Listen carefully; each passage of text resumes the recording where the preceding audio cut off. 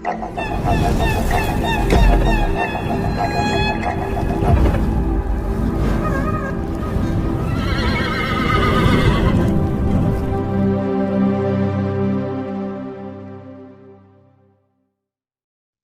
హీరోగా ప్రశాంత్ నీల్ దర్శకత్వంలో రూపొంది గత ఏడాది చివర్లో ప్రేక్షకుల ముందుకు వచ్చిన సలార్ సినిమా భారీ విజయాన్ని సొంతం చేసుకుంది.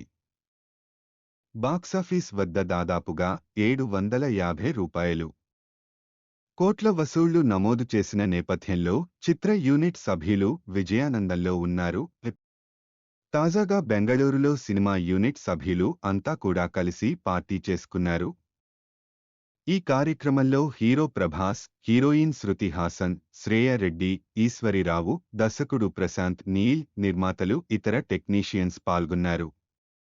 భారీ బడ్జెట్తో సినిమాను రూపొందించినా కూడా నిర్మాతకు భారీగా లాభాలు దక్కాయి అంటూ బాక్సాఫీస్ వర్గాల ద్వారా సమాచారం అందుతోంది. మరోవైపు సోషల్ మీడియాలో మాత్రం సలార్ ఇంకా చాలా చోట్ల బ్రేక్ ఈవెన్ను చేరుకోలేదు అంటూ విమర్శలు వినిపిస్తున్నాయి. సలార్ మొదటి పార్ట్ సూపర్ హిట్ అయిన నేపథ్యంలో రెండో పార్ట్ అంతకు మించి అన్నట్లుగా ఉంటుంది అంటూ దర్శకుడు ప్రశాంత్ నీల్ ఇటీవల ఒక కార్యక్రమంలో చెప్పుకొచ్చాడు. గతంలో కేజీఎఫ్ 1కి 2-3 రెట్ల యాక్షన్తో కేజీఎఫ్ 2ను దర్శకుడు ప్రశాంత్ నీల్ రూపొందించాడు.